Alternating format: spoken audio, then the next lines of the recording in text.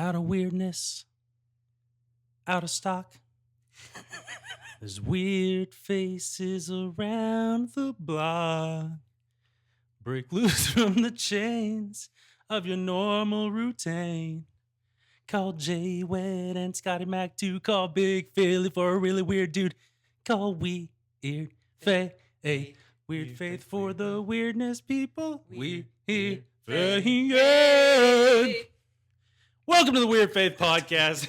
So great to have you weirdos back. My name is Josh. I'm Phil. I'm Scott. And we have an awesome episode in store for you all today. But before we do anything, Scott's going to give some shout outs to some people who commented to let us know that they love us and they see us. Yes. And they want to watch us. First off, there was a lot of love given to Phil's amazing intro last episode. Oh, it was the best. Way And better that- than what I just What did. he just did. So I was gonna basically, say. what we just experienced was Phil set the bar really high, and now we're just trying to top it. We'll never get there. Comment below if you know exactly what Josh was doing, because we'll love you more if you know that. Deep cut. Yes, let's see with some comments. First off, we need to address the elephant in the room because apparently Janie Carrico said some bad things on YouTube and got blocked. I'm just kidding, Janie. You said something that you said you know you wash it and you said something, but you can't remember what you said. I say that all the time. I don't remember anything that I say. Yeah. But I don't know what happened. Must have been a glitch. Your comment, I guess, disappeared, but that's okay. Samantha Audia said, I would love to have arm fall off boys powers, short girl problems, spatulas do the same job, I guess. So Blorp. Phil agreed with you Blorp. on that one. Nesha said, I definitely experienced burnout a lot. Sigmund also said ditto on the burnout. Then see, Scott Fowler said, I can't believe no one picked Bible Man. We did mention him, didn't we? Yeah. Well, we had it. That last one we had like 3 takes. We mentioned it in one of the takes. Yeah, I don't know. If He it was had- mentioned. We did talk about Bible Larry Man. Boy. I don't know if Larry Boy. I don't know if they made the final cut of the episode that aired. Normally we only do Um, one, but sometimes the computer decides it Listen, doesn't want to work. That was a Yeah. bad night. My computer burnt out Yeah. during that episode. And which leads to the next one. Brian Sanders said, you guys have had too much caffeine, which you did know we had a bunch because it was like 10 o'clock at night, wasn't Yeah, it? that was our first late night episode. I don't remember if we mentioned that. I think don't we think did. so. We did on one of the Um, recordings. But Scott Fowler, though, good looking out on Bible Man. Yeah, I mean, that was super, awesome. That's a super good one. underrated. That's a good one. Yeah. Phil commented on his own video that featured his own intro and said the most amazing intro ever. Absolutely. So Undisputed. Well, self-served. I mean, I loved the juxtaposition of the podcast, NPR style podcast, Thoughts into for the your weird thoughts. faith. All of that together. It was so bizarre. Like, we didn't really know what was That going would be on. my It just- favorite thing, just to continue, like, take like weird right turns that have nothing to do with anything, Yeah. and just go all in on. it was It was amazing. good. So yeah, that's most of our shout outs. According to YouTube, we had some more on Instagram, but they're mostly about our intro. One King Sports gave us an awesome shout out on Instagram. They took basically all the emojis in your phone from Mario. Oh yeah. Yeah, and that was pretty cool. That was cool. Well done on that one. We're really creative. So yeah. All right, so we're gonna go into our weird facts, but first we gotta hear what the topic is for tonight. Yes, so excited about this one. It's been a long time coming. Let me start by saying, too, I feel like I probably am the least worthy to host this one because I feel like of the 3 of us, I'm probably the third most knowledgeable on the topic. But we are Handsomeness. going to, drum roll, please, Star Wars.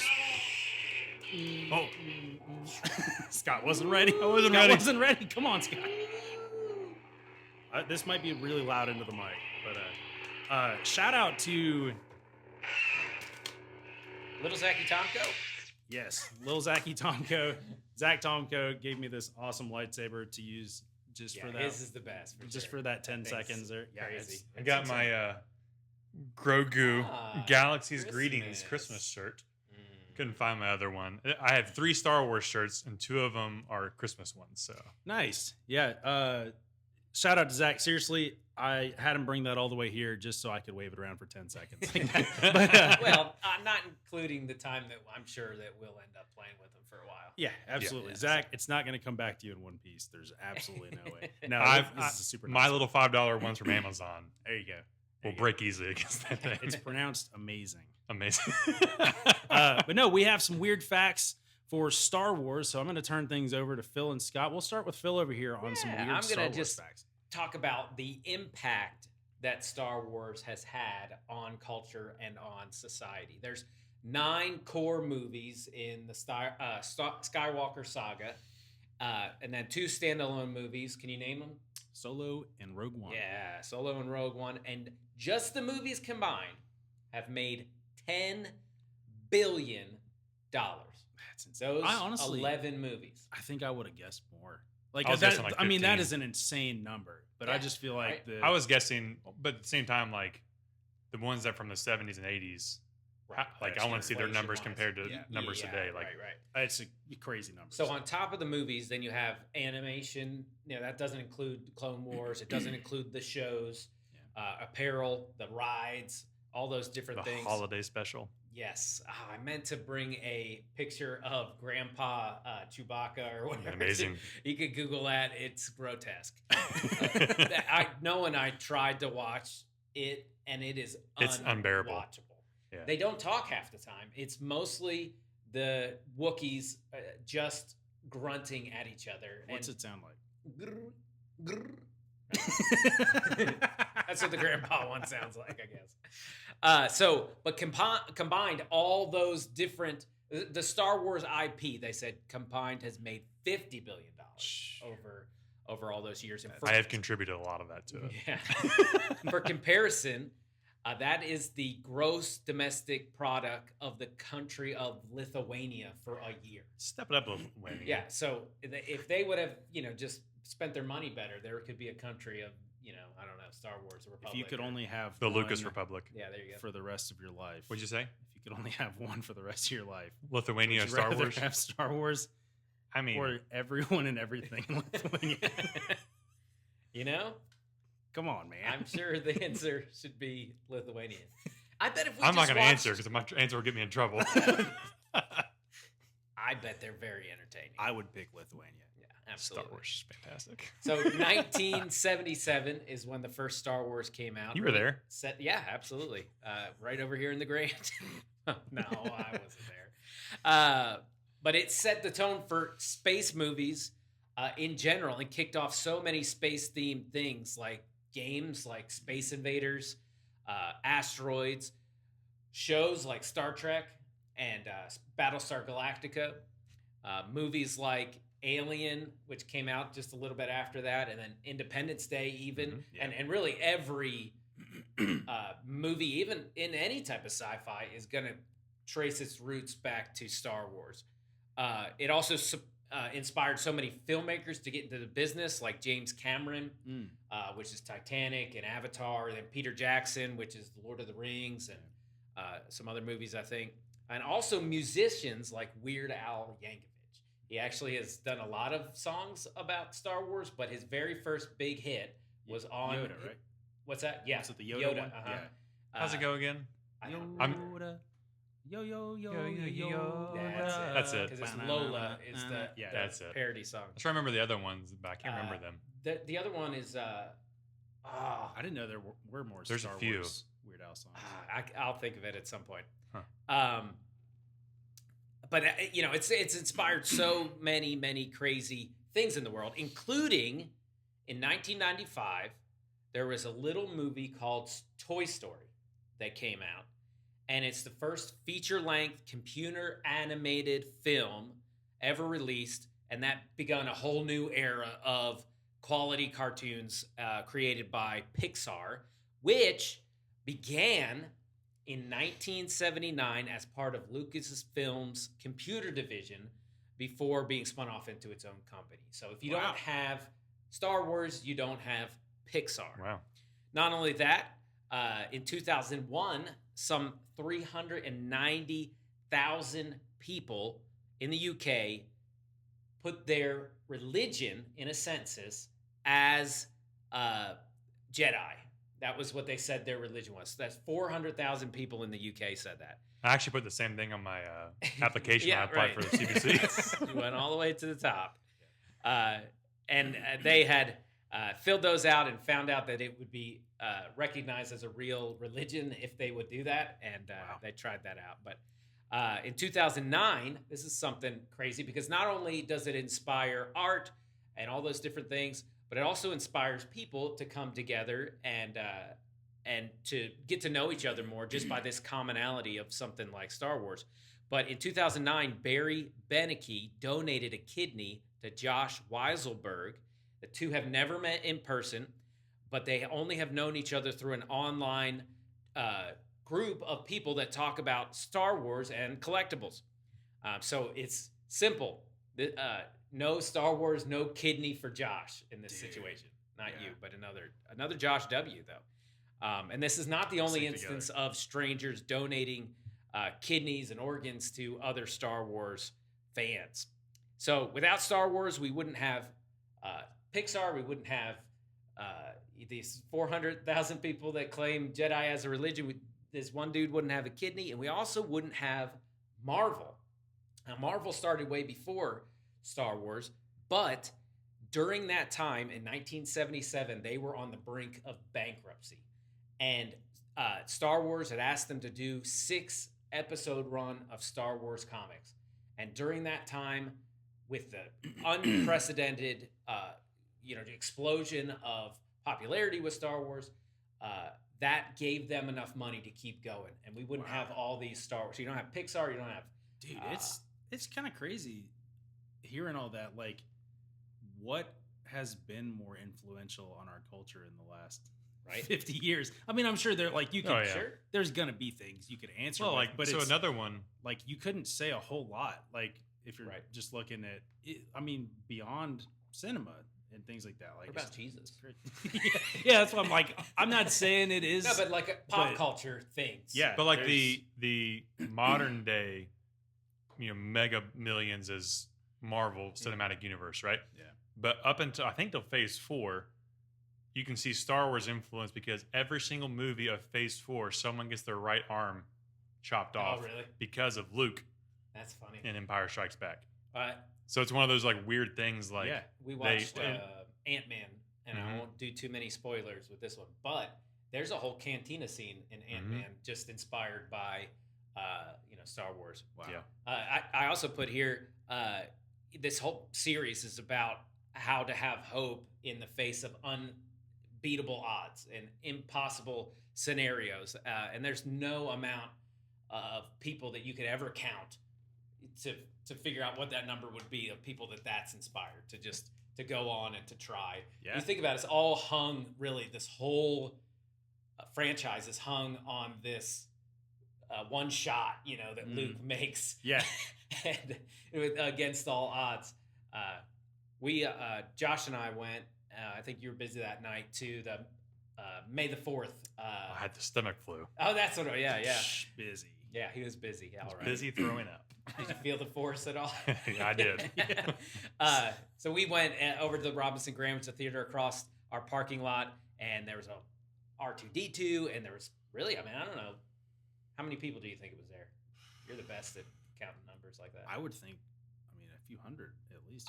There was definitely a few hundred. I would say almost probably 5 or 6. Yeah, it was packed in there. And there was people dressed up, and it was awesome. And you just see old and young people going together to enjoy Star Wars. The amount of people there that you'd hear say, "Oh, I watched this in 77 at the Grand." Back when they were kids, and they were taking their kids or their grandkids to go watch it. Kids. Yeah, right. Yeah. So that was cool. My shout out to my mom and dad. I think it was for Empire Strikes Back. My dad will listen to this and text me in a little bit and tell me I was wrong. But he and my mom saw Empire Strikes Back, which I think was 82 or somewhere around there, at the drive-in in Kentucky, or maybe it was West Virginia, where they were living at the time. And they left, and I think it was a Ford Pinto that they had a car, and it was the first time he had the high beams on the steering column, the switch, and so he drove out of the drive-in, or maybe it was just a movie theater, hitting the high beams, going pew pew pew pew pew pew, like recreating everything he just witnessed in Empire Strikes Back. What a silly goose! Good job, Dad. Awesome. I'm proud of you. I thought of it as you were speaking. The one that I was this poor Anakin guy. My my, this poor Anakin guy. Okay, I do remember Maybe that, yeah. Vader someday later. Now he's just a small fry. Sorry, That's I knew it. I was gonna. I knew it was think about that Anakin, but whole- like I can't remember Yeah, anything right, about right, it. yeah. Yeah. great. No, What else you got? I am a huge Star. I couldn't go with those guys that night, but I stayed home watching. I've been watching actually ever since then. I've just been going back rewatching all of them. I love all things Star Wars, TV shows, the games, everything. I looked up some fun facts, a couple different things, and this is kind of a sore spot. But George Lucas has remade these movies over and over and over and over again. Spoiler, actually no, it's just facts. Han shot first. Yes. Right? I know he got to be all like, oh, Han's such a good guy. He changed the whole movie. He's a mercenary. But there's a lot of things that he changed. Right. One in particular that is one of my favorite scenes that he changed. So originally, in the original cut, which I read, you cannot find the original cut anywhere Yeah, right. because No how many one can times he has watch it. changed it. He Right. has a Oh, copy, wow. I'm sure. Right. But that no, you can't even find one without purchasing like original DVDs of the ones with the puppets instead of the Oh, CGI. yeah. Yeah. Yeah. Noah came home from watching at the fourth and was like, "Hey, I wanna Everybody watch was the so puppet mad ones." about it. And you can't do it. Yeah, it's wild. Mm. But like the one in particular scene is in New Hope, so episode 4, when Chewbacca and Han are going to get the Millennium Falcon ready, and they come across Jabba waiting on them. That was not in the original Right. scene, and one of the crazy things about that, if you watch it closely, it makes no sense because originally Jabba was not supposed to be this giant like space lizard. He was actually a person. He was a Okay. person, and so there's a scene of him and Han dialoguing with together, and he walks around him. But then later, when he remade the movie, he added that scene back into it, and then made Jabba what he was. Huh. He put this, and if you go back and watch the original that we would have seen, it was a terrible like animation of what Jabba looked like. Right. Yeah, and so, but the problem was, how is Han walking around him? Mhm. So then he remade it again, and he had to make him step over his tail. Mm. But he stepped on his tail, and it's the worst animation you've ever seen. And then Yeah. Jabba goes, ah, Yeah, like yeah, that, yeah, just yeah, in yeah. reaction of him Right. stepping on Yeah. his tail. But I found a bunch of different things like that, like different things that were messed up or things that were changed. One thing I thought was interesting is when George Lucas originally wrote the script for the movie, the script actually contained over 200 pages, all 3 movies that we know would be the original trilogy. That's what he submitted to all these studios, and it was 20th Century Fox that picked it up, and they were like, "You got to cut this down." So he cut it down to what we know as the first one. Then he turned it into a trilogy. But Right. originally it was going to be one big long movie. Shoot. But one of the things that he had in mind at the end of the movie was one of the very last lines. This is wild.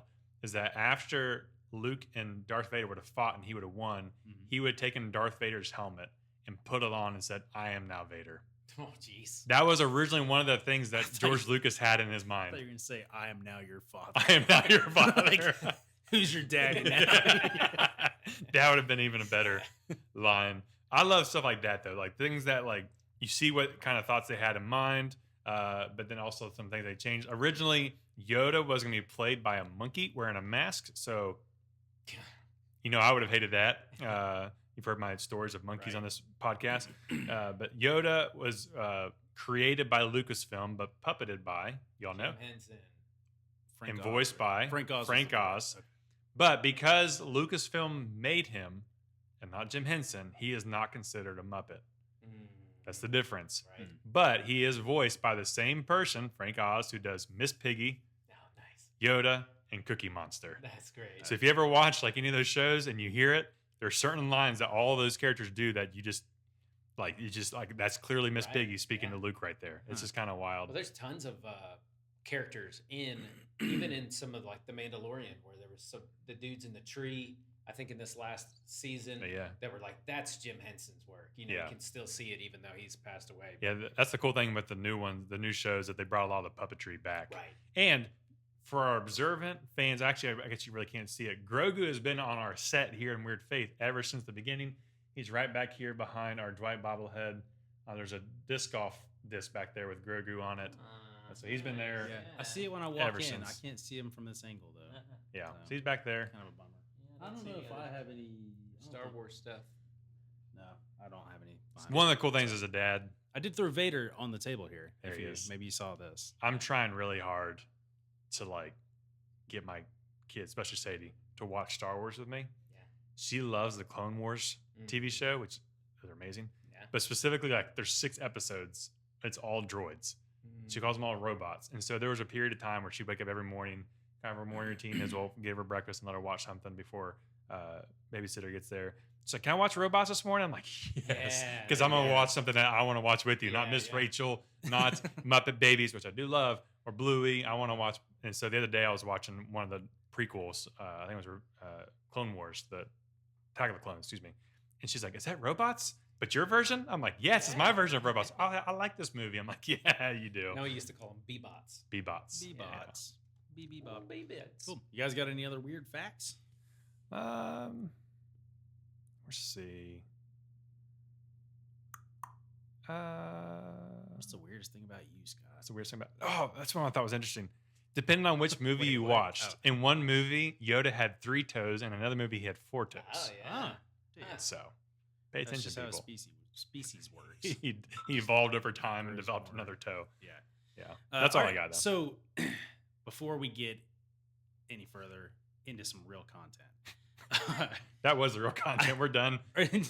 I thought we'd play a quick game today. Ooh. I was introduced to this game called Super Fight not long ago, and it is a blast. So what you do is you pull a character card and then 2 attributes. Okay. So I could pull Scott McClure, but he has 2 left hands and he's wearing a tutu or something like that.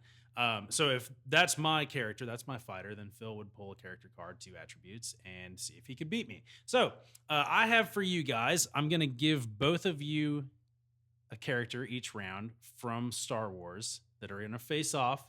Okay. And then I'm going to give 2 attributes to each one, and you have to make the case for why your character would be the winner. Okay. We'd love to hear from you guys in the comments, too.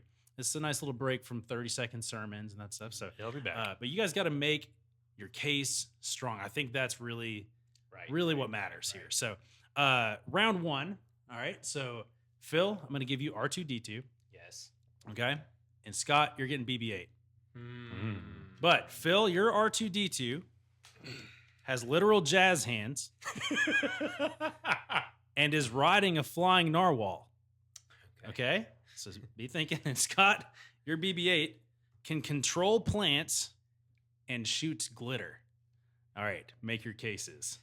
So I'm going first. Yeah. In the cases, why they would you would win in a fight. why they would win in a yeah, fight. it's Super Fight, Star Wars edition. So I don't know a He's lot got R2-D2. about BB-8 and what it can do besides basically be a soccer ball with a thing and the rest of it. But Hasbro made a lot of money off of him. Sure, That's why sure. he's He's cute. cute. He's cute, but I don't know. But He gave a thumbs up in the movie with the torch. That was pretty cool. right. But I had never seen him shock anybody or unlock doors. He shocked or, me with his bravery. Oh. Yeah. I don't remember that part. I'll have to watch that over again. So he's also it's R2-D2 can help fly planes and everything too, right? Yeah, and narwhals apparently. And now he has a narwhal. Is it narwhal or Norwal? Narwhal. Narwhal. Yeah. And he also has jazz hands, which makes him so much more capable. So I And in think, good spirits, I think. Yeah, right. I think he's gonna just shoot BB-8 like a basketball into a hoop with his jazz hands. There we go. He's gonna then celebrate with his flying narwhal. All right, Scott. BB-8, So a lot of the premise controlling of plants. Phil's argument was based off movie facts, and mine would be based off what Josh actually gave us. So not just, and also, by the way, why was it that he could only, in the original movies, R2-D2 just rolls around and flies a plane? Yes. The prequels, he's got like rockets, he can shock people, and the sequel trilogy, he's a glorified trash can. Yeah. That's all he is. Okay, BB-8, what was it? Shoots glitter, controls plants. He can control plants. There are some plants that have the ability to consume objects, like those things that like creepy things, like not like in like a Mario, but I can remember those things are called. They can eat things. Fly traps. Venus Those fly things. traps. Yeah. Yep. He can tell you Piranha to plants. swallow R2-D2 right up. If he tries to fight, he's gonna shoot glitter and try to blind them. Right? So he's basically Poison Ivy. He's Poison Ivy with the ability to throw glitter at you. Yeah. Okay. I'll give the first one to Scott. Just out of Logic. pity. Controlling the plants goes a long way, and I think you emphasize that enough to where I'll get to. Did Kenny wet his plants though? He can control them.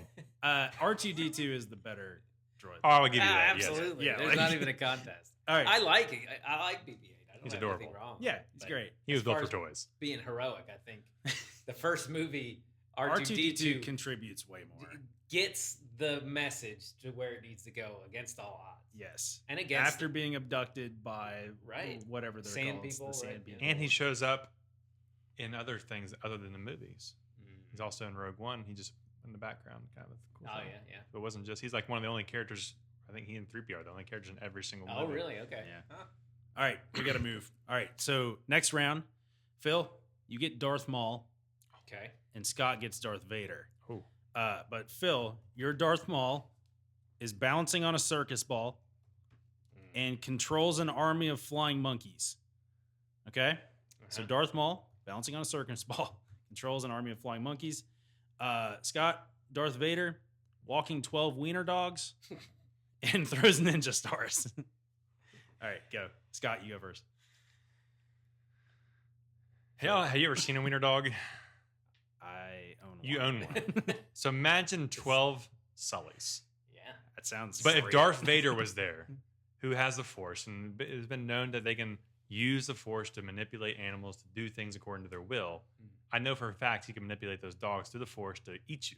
Right. Sully, I know, has been tempted. Like when you starve him, which I know you do all the time, Phil's winning this he's just sitting there waiting to eat you. Now and then, what was the other one? Ninja stars. Yeah. Not only can he throw them, he can use the Force to make him go wherever he wants. He has perfect and precise aim, Oh, okay. Good aim with the ninja and he stars. can pull him back. All right. So it's endless. So Darth Maul, as far as like creepy looking, what do you call them? I can't even think of. Not Jedi's. What is Sith? it? Sith. Yeah. He just looks like Satan. We're just gonna say it. Yeah. He can't.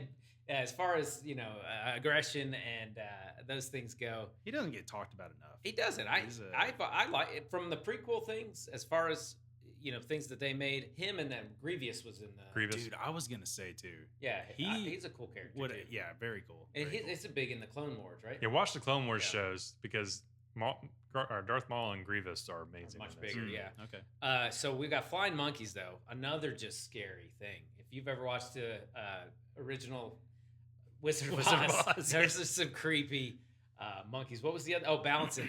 Yeah, I mean, obviously balancing on a what kind of ball? Circus ball. Circus ball. Yeah, hey, that's going to make things a little bit hard, but it's also anything. going to disorient the dogs. They're just going to.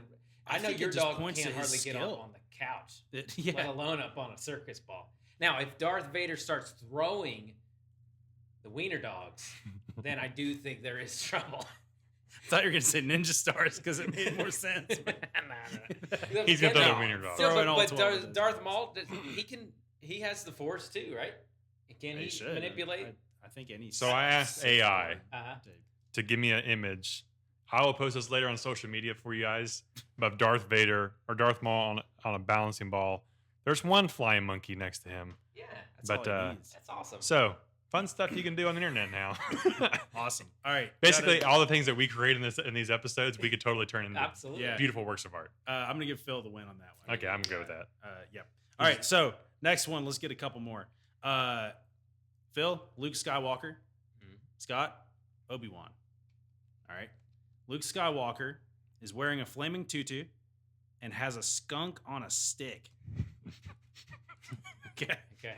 Two winning cards there. Obi-Wan is armed with a nail gun and is wearing sharpened stilettos. Oh, jeez. Yeah. All right, Phil, you're up first. Has a skunk on a stick, wearing a flaming tutu. Can I be honest with you?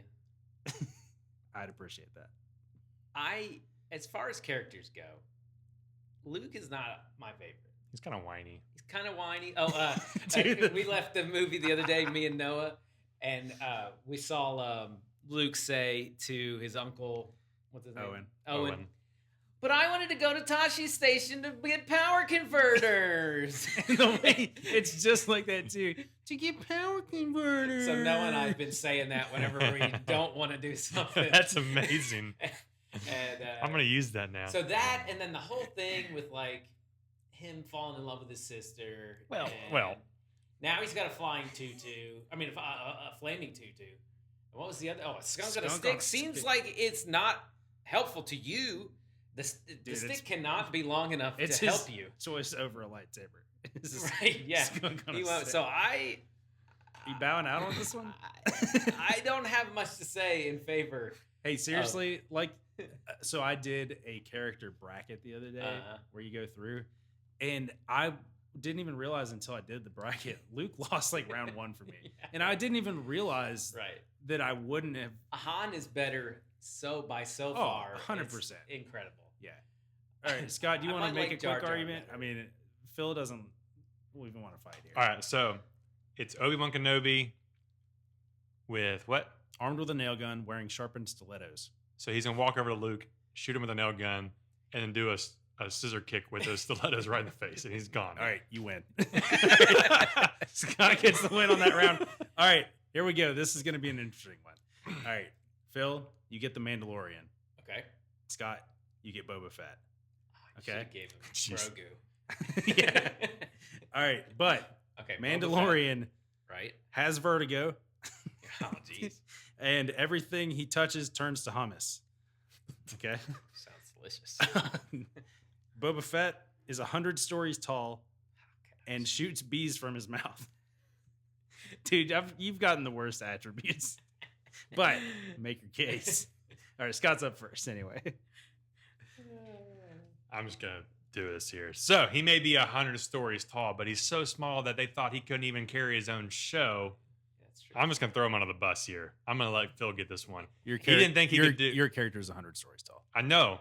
I'm saying Boba Fett says he's 100 stories tall, but he's so you're small saying, okay, that they didn't think he could carry his own show, so they had to redeem it by bringing in the Mandalorian to fix it. Halfway through. And Grogu to like, oh no, he saved the day. What's Boba Fett doing over there? He should have been dead in the Sarlacc pit a long time ago. Anyways, he also shoots bees from his mouth. That did absolutely nothing to kill a Sarlacc, so I don't think it's gonna do anything against Phil. Or his character. Yeah. So you're bowing out of this one. I'm just kidding. If you haven't known this, Star Wars fans are more toxic than any other fan base in the world, including the Yankees, Red Sox, and Mountaineers. Okay, I thought this would be more competitive. I threw that one out.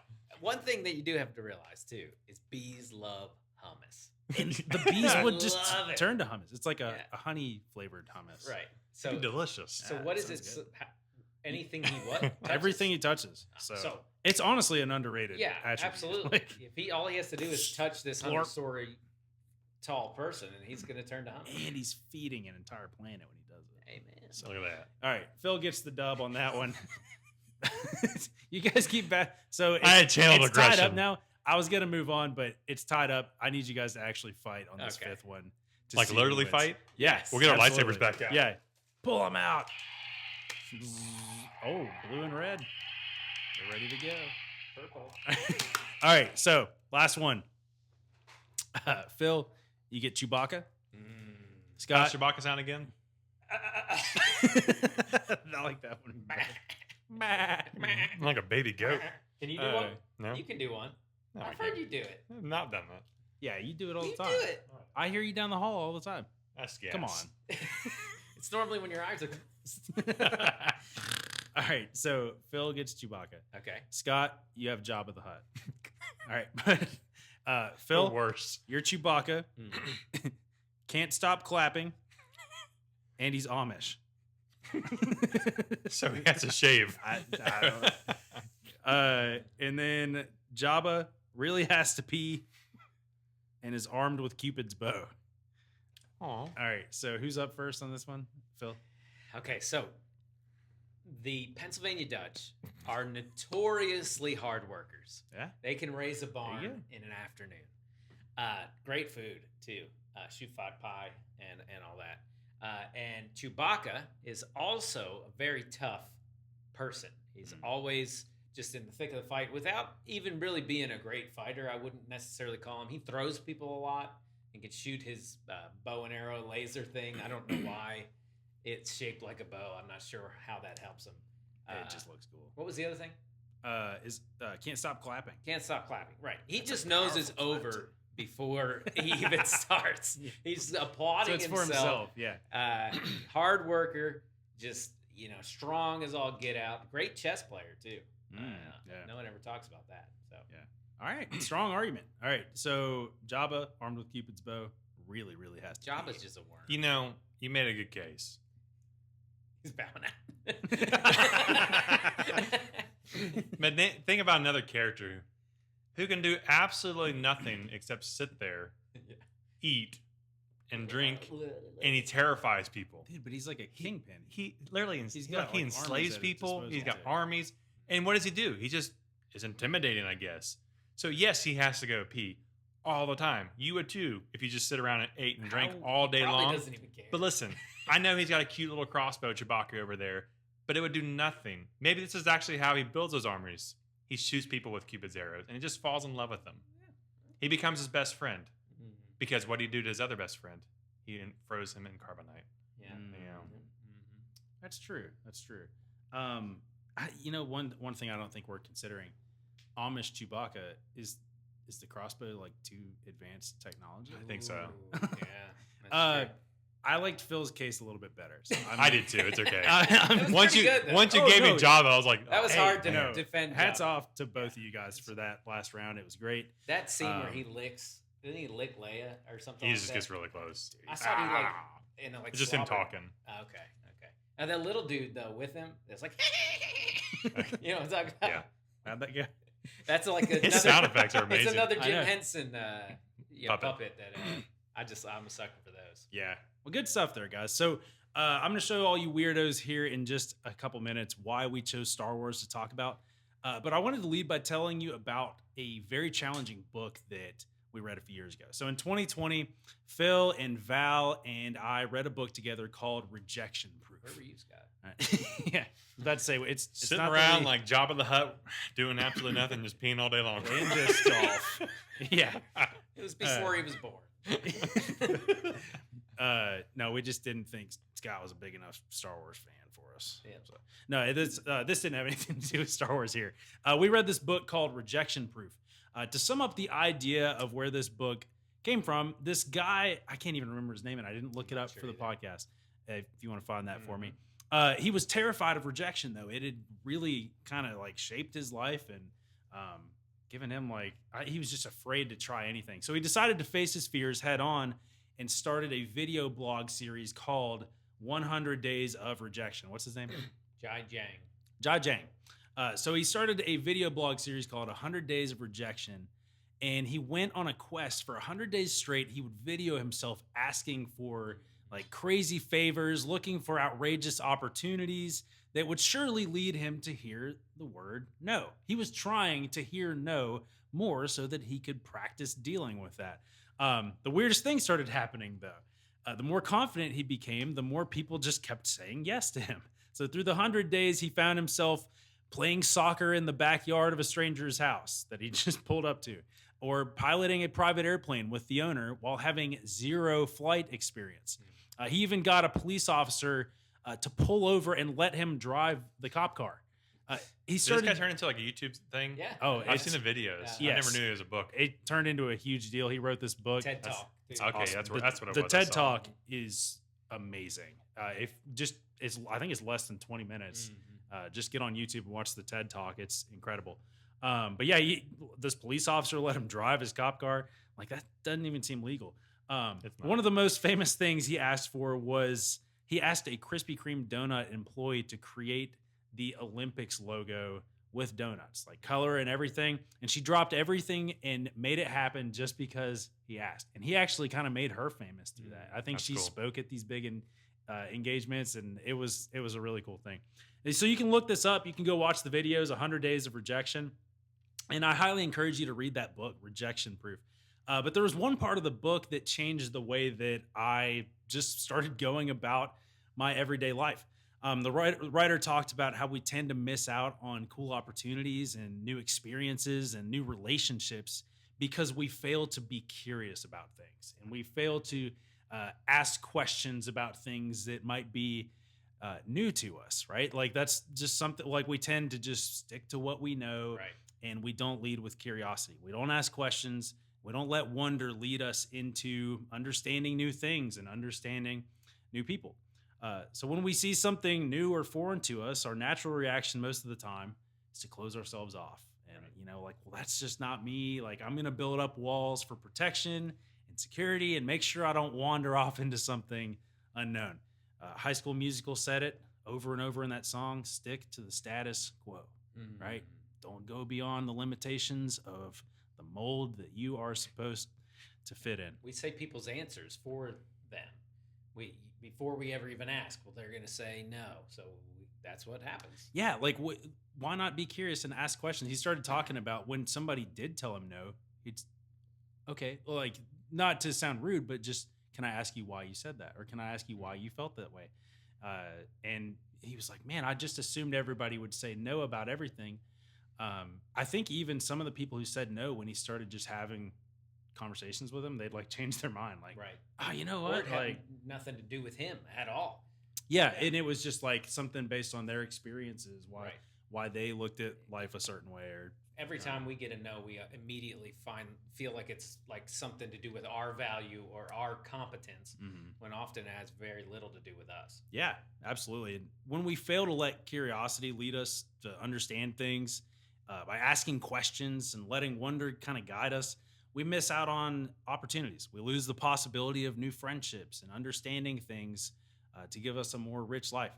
So a few weeks after reading this, I came across an opportunity. I was driving through downtown Clarksburg, and it was getting late, and I was tired. And there to my left, I see Jackson Square, and there was a crowd of people dueling with lightsabers. And I was like, so, it kind of like did a little triple take, like, what? Like, what's going on over there? I'd heard of people who did that, and I'd never really seen it. Now, I like Star Wars, and I love people being passionate about the things they do. But let me be honest with you. The first thing I thought, like seriously, the first thing that flashed in my mind, I kind of scoffed and was like, dude, that's kind of lame. Yeah, like, sure, right. That's weird. Like, but I caught myself because I remembered reading like the weeks leading up to that. I just reading about this, like, no, don't just like close things off. Like, be curious, ask questions. So that's what I did. I caught myself and I decided I was going to go back, and I turned my car around and I went and hung out with these people for like half an hour. I asked a bunch of questions, everything I could think of, and I learned a lot about their organization. We have a video we're going to share real quick of me hanging out with my new friends out there. There it is. So that's very similar to Zach's. I think I look like Mace Windu a lot there. Absolutely. So I picked purple. They had an armory. They had a whole thing of lightsabers, and let me pick a color. Funny story. They actually were making fun of me pretty bad there. You can't hear the audio, but they're saying things like, oh man, I remember my first lightsaber. Like, that's how I looked in my bedroom the first day I got a lightsaber, because I started learning that they go through legit training, and they wouldn't. So they let me do that, but they wouldn't let me actually duel anyone because I wasn't certified and trained. And I hadn't done a personality test that tells me if I'm Jedi, Sith, or like what color lightsaber I would be. They stick to their color and everything. Like, they take it very seriously. And the more I talked to them, the more I was like, man, this is really cool. They talked about how they go, to hospitals, like children's hospitals, and perform for the kids. And we actually saw them perform at the end of the May the 4th showing at the Robinson Grand. They did this big performance, and it was awesome. Yeah, it was really neat. It was really well done. But, I could have just like scoffed, kept going, but I decided to be curious and go ask questions and learn about something new that might have been different for me. But it opened up, the possibility to meet new people and to make new friends and things like that. So I made the decision that day to lean into curiosity instead of closing myself off to something foreign, right? So how are we ever going to experience new things and meet new people? And most importantly, I kind of want to focus on like, how do we build new relationships to people if we're afraid to do anything outside of our norm? The culture around us might tell us to build and maintain walls that, keep us in our cliques and away from anything foreign. But when we take our cues from Christ, we learn that we need to look for ways to build bridges to relate to people. I love what Paul wrote in 1 Corinthians 9. He talks about his freedom and what he does with the freedom that Christ has given him. He says, though I am free and belong to no one, I have made myself a slave to everyone to win as many as possible.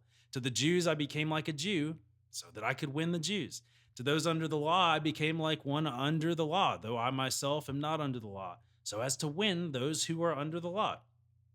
To those not having the law, I became like one not having the law, though I am not free from God's law, but am under Christ's law, so as to win those not having the law.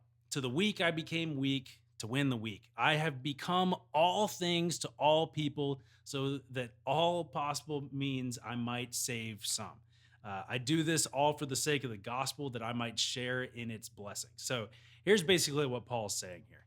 I become all things for all people. I look for ways to relate to people and to level with people and to learn people so that I can be rich in relationships and find opportunities to glow with Christ for the world around me, right? And obviously, like, short of sin, Paul's not like, he didn't say, I become like a murderer for the murderers. And he's drawing lines, but, we can look for ways, and the Bible is clear here that, like, we can find so many ways to relate to people and to open ourselves to, like, okay, I might not go to Jackson Square every Monday night and do the whole lightsaber thing in this Jedi organization, but, like, sure, I can embrace that if it means building a bridge to somebody and building a relationship to somebody. Well, you have the opposite is the Pharisees, right? Where they found ways to divide themselves and to make themselves feel better than other people. And Paul's saying, I'm getting on the same level. I'm not changing, what I believe or, my following, how I follow Christ, but I can sit with a sinner, quote unquote, and eat food with them, or I can, stop and talk to this person that other people look down on, and become like down to earth, and normal. Yeah. Yeah. I think that was like, their biggest problem with Jesus is, like, you're not fitting the social molds and, like, adhering to the barriers that we all create for ourselves. Why are you sitting with sinners? Why are you sitting with tax collectors? Right. And, Jesus is like, dude, I came for the sick. Like, the sick need a doctor. I'm that healer. And the Pharisees were sick too, and they just didn't know it or couldn't admit it. But yeah, that's a great point there. I feel like you could sum up Paul's attitude here with, I should have looked this up. I'm terrible at fact checking myself, but I think it was Bruce Lee's quote, "Be water." Mm-hmm. Is that right? That sounds I think it was his phrase. He says, "Be water." But what he means by that is be flexible and bendable for what your circumstances require, right? What does water do if you put it in a certain shaped mold? It fits that thing. Mm-hmm. I've always thought that when I read that from Paul, I'm like, oh, it's like be water, like be flexible. You don't have to like find ways to, like, fill in that mold and to be flexible and bendable to what your circumstances are for the good of others, right? To build relationships with people, we become like water. We fill whatever mold is necessary so that we might build bridges and develop relationships instead of being stiff and closed off to other people. So I just want to challenge you guys, and I want to hear from these guys too, but look for opportunities to trade that scoff and the cold shoulder for a new experience that might bring you to understand someone else more fully, build bridges, and build relationships with people. We don't have to adhere to the social walls that are built up around us all the time. I just watched the Mean Girls play at RCB, and that's like a dominating theme in that, like, it's a pivotal moment when the new student gets to the lunchroom and they're like, no, like, you don't understand. You can't sit there, or there. Right. I need to let you know which cliques are which, and you need to find a lane and stay in it. Right. But we're called to, like, stretch ourselves into all lanes and find ways to relate to all people. So. Yeah, that this is such a culturally, important thing for us to be thinking about right now, because people are tending to paint other people as the worst. And if you talk to, someone that's you know, and I'm not getting into politics, but this is a place that we see this very prevalently, where you know, Democrats will say Republicans are all like this, and Republicans will say Democrats are all like this. And you have a conversation with that person, you ask them if they know any people that are Republicans. That would happen too back during the civil rights era, where if you would do a study, and they did this with classrooms, someone that grew up around people of other ethnicities, they were much more open to those people than people that grew up having never known those people. And the distance that we create between us and other people causes, it helps us to view them as less than us.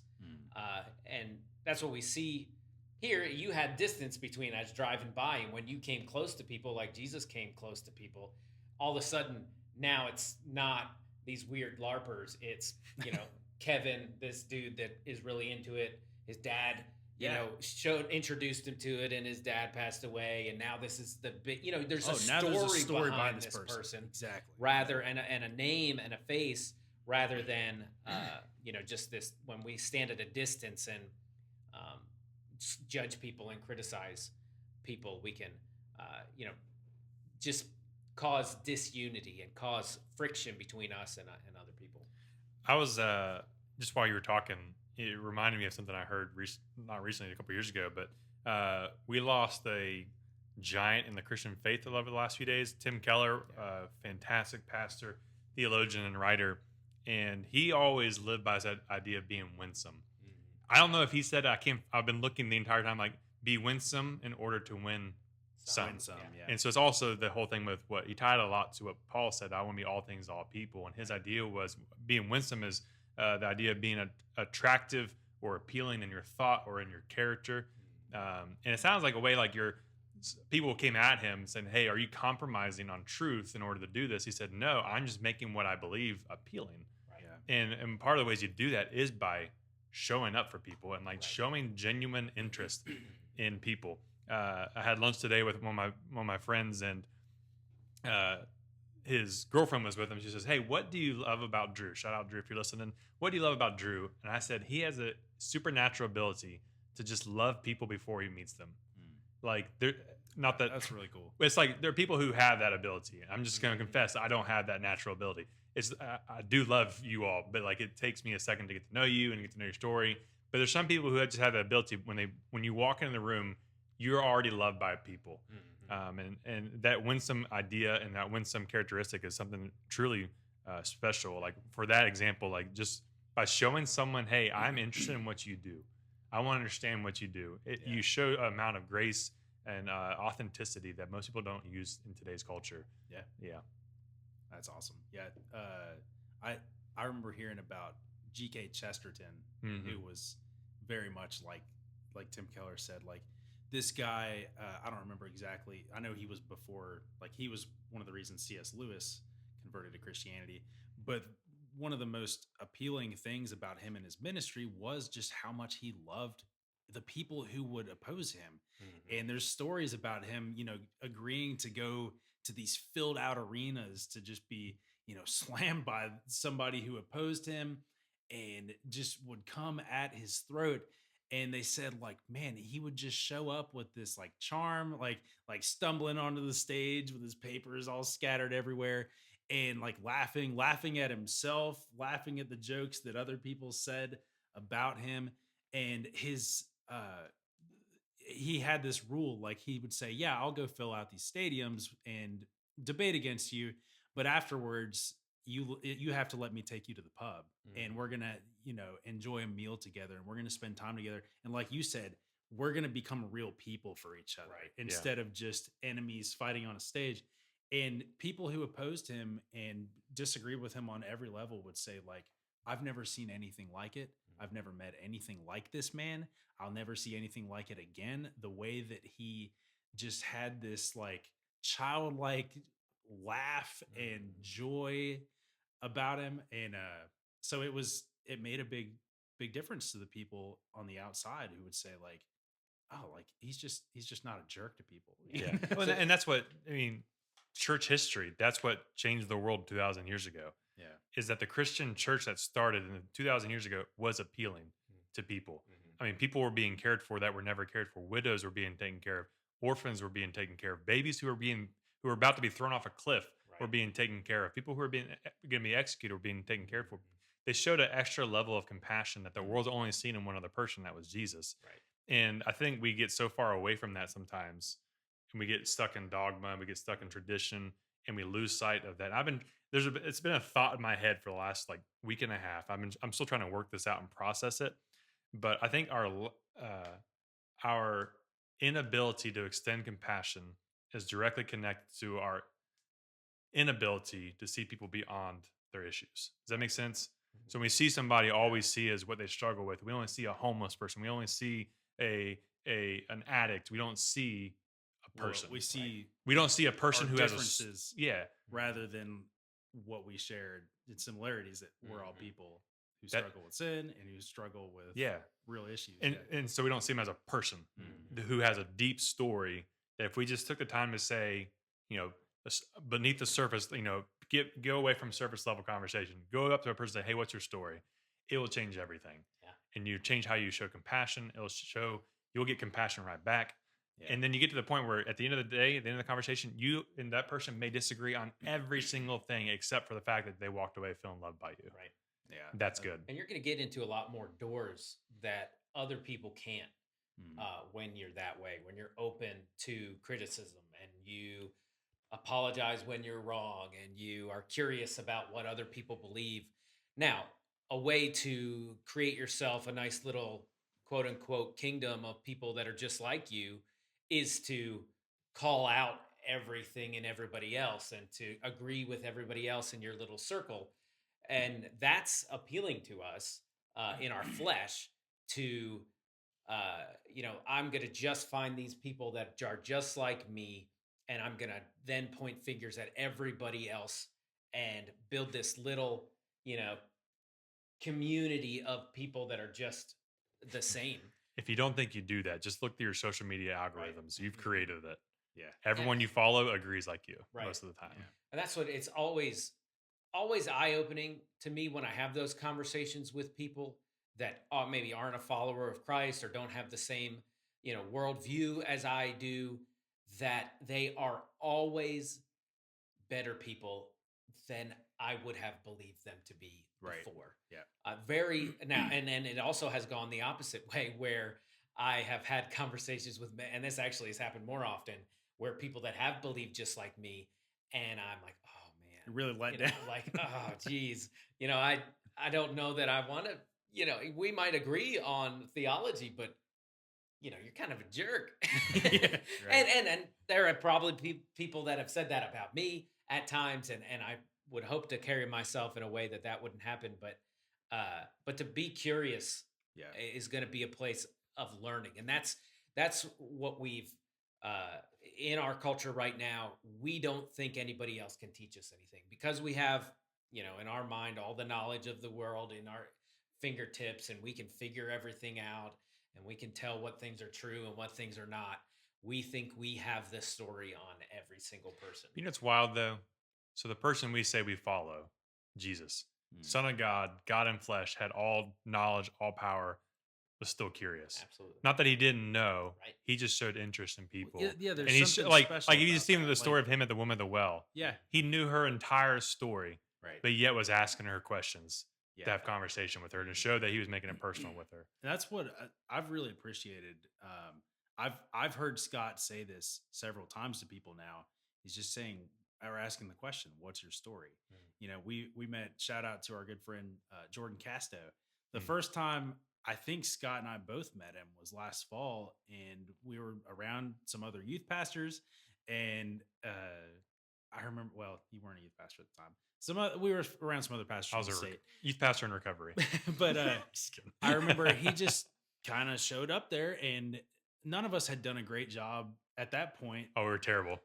It's like including him in conversation, and I don't know why. Like we just didn't know who he was. I'm like, man, we were kind of jerks. Yeah, well, yeah, like we just totally kind of dropped the ball on like being curious. But then Scott finally looked over and just that was like his first words to him. What's your story?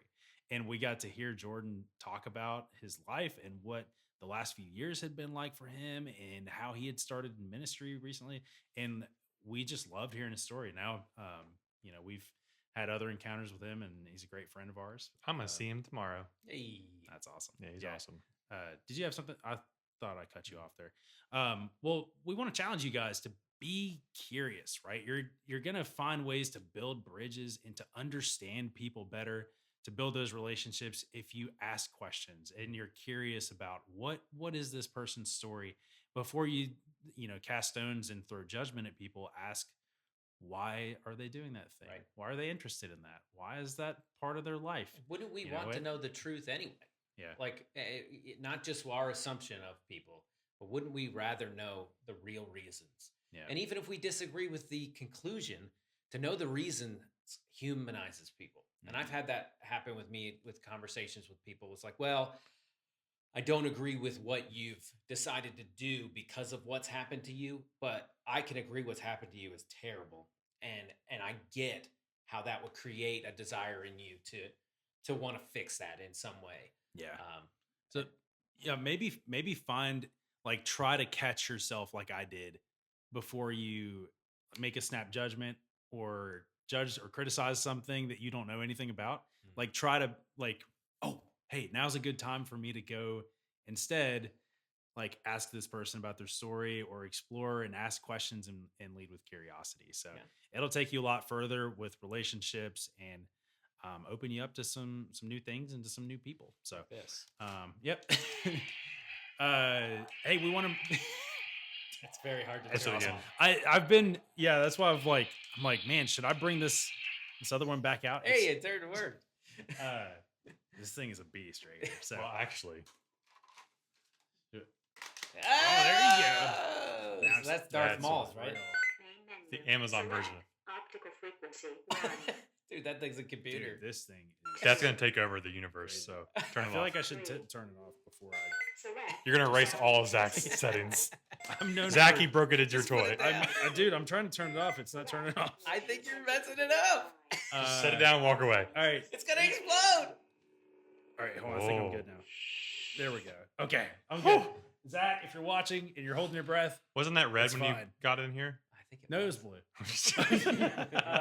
Oh, by the way, Scott and I did a quiz. I know we're trying to wrap things up here. We did a quiz on what color lightsaber we would be. We're gonna say on 3. 1, 2, 3. Blue. Green. Oh, you wanted green? No, I actually was hoping for purple Yeah, because I always purple like is the mine. purple one the best. That's why I picked it in the video. But I got blue for my personality. One fun fact to finish out that I wanted to say earlier.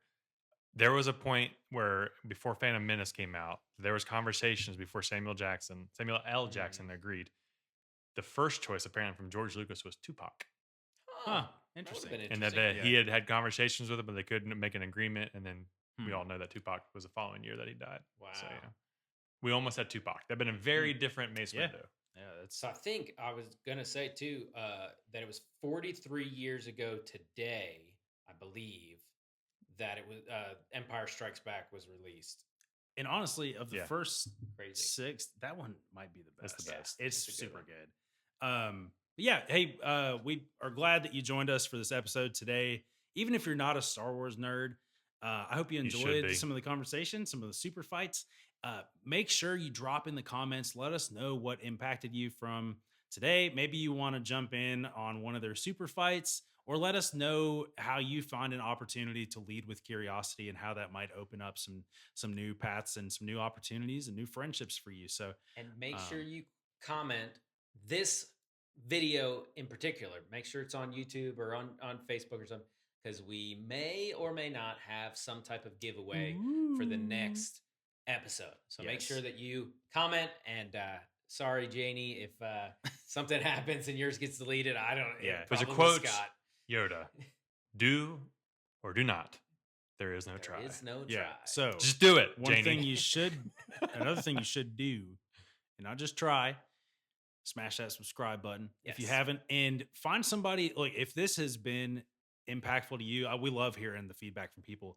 Share this with somebody else. We'd love to have some new weirdos join in and listen. But wrapping things up, may the force be with you all. Yes. Phil, what do you got to tell them? Let's get weird, because normal isn't working. We love you, weirdos. Ah.